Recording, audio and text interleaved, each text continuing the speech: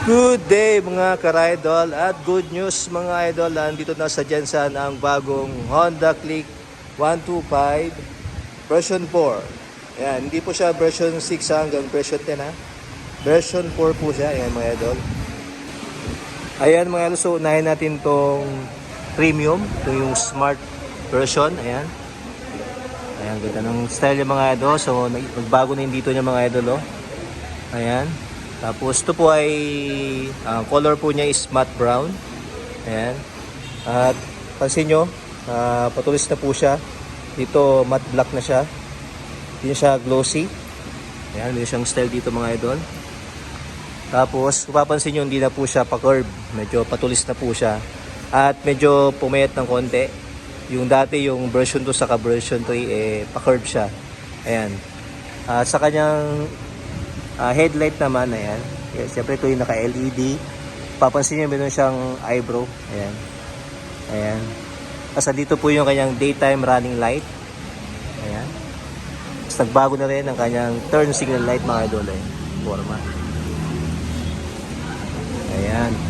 At sa kanyang fender naman sa harapan, nagbago din ng style. Ayan. Nawala yun dito yung combi. Nawala oh. Tapos, ang size na kanyang gulong, same pa rin.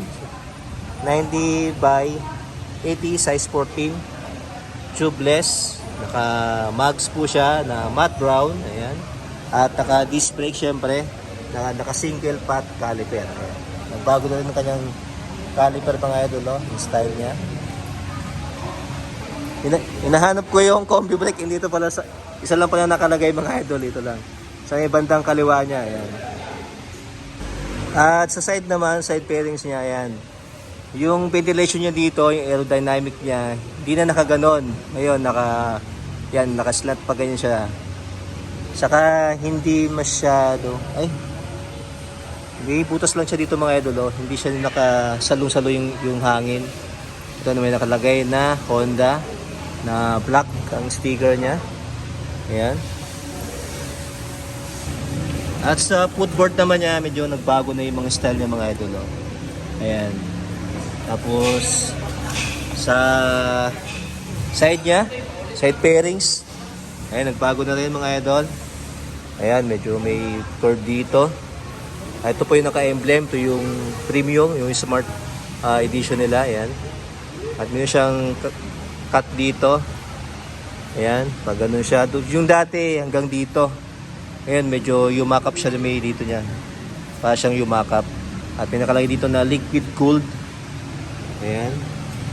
Ito yung side stand niya na may kill switch. Ayan. Footrest. Ito yung CVT niya panggilid. Yung crankcase niya mga idol, nagbago na rin. Mas forma na siya ngayon. Ayan. Yung airbox. Ayan. Simple sa dati, yung version 3. Ayan yung center stand. Suspension, same pa rin mga idol. At sa gulong naman sa likuran, ang size is 100 by 80, size 14. Tubeless, naka-mags type na matte brown. Same pa rin mga idol, naka-drum brake po ang kanyang braking system. At sa radiator cover niya, same pa rin yung style mga idol. Tapos pati ito sa may heat guard niya, same pa rin yung style.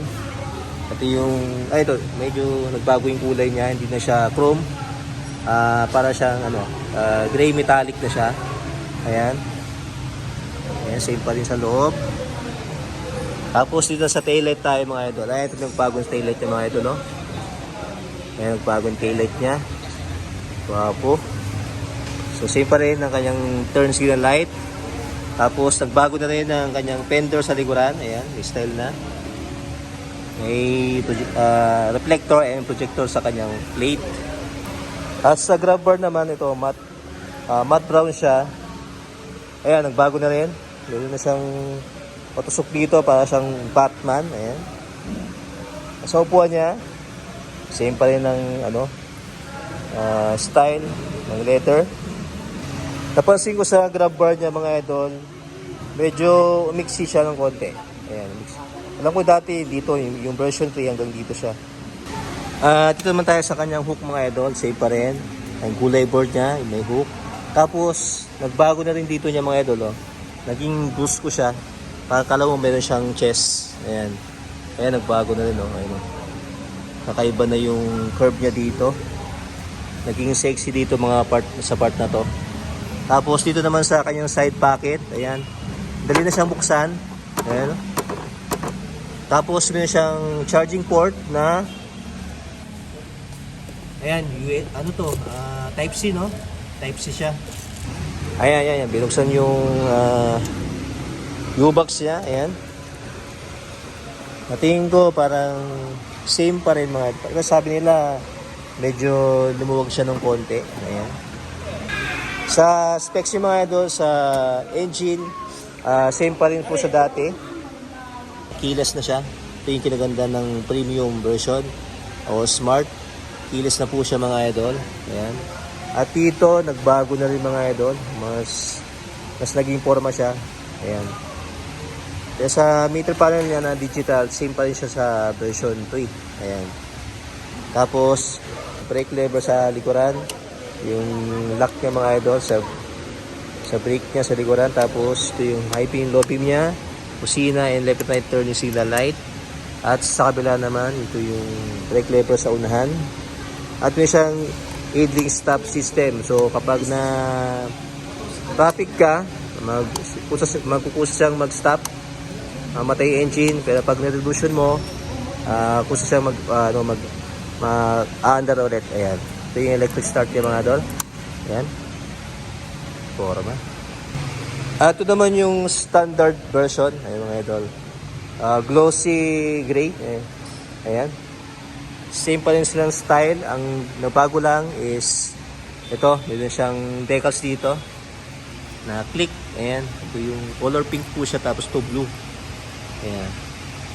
Tapos meron siyang lining dito na black. Ayan. Same pa rin. Pero glossy po siya. Glossy po kanyang fender sa harapan. Black. Tapos matte black ang kanyang mags. Ayan. Sa side naman, may decals na dito, sticker na click. Ayan, step siya dito na pink, black, lining na blue, and black. Ayan, may nakalagay na Honda. At sa kabila naman, ayan mga idol, medyo mas forma siya. Oh. Simple na lang yung ano niya, sticker niya, pero mas forma na ngayon. May lining na blue, tapos yung click na white, pink, tapos nakalagay dito. Hindi ko ma-tsura.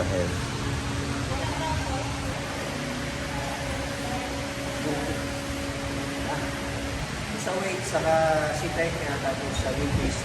Parang same lang din sa version 3.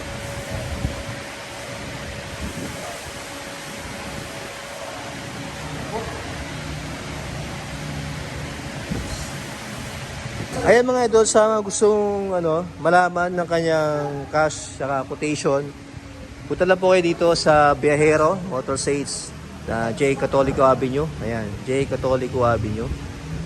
Ayan, harap lang po siya ng Castrol at yung SRZM Field Trading Corporation. Ayan. Ayan sir. Ayan sir. Ayun. And that's it mga idol. Salamat po sa panonood. It's your boy Joel's Motovlog. Peace and love. Goodbye.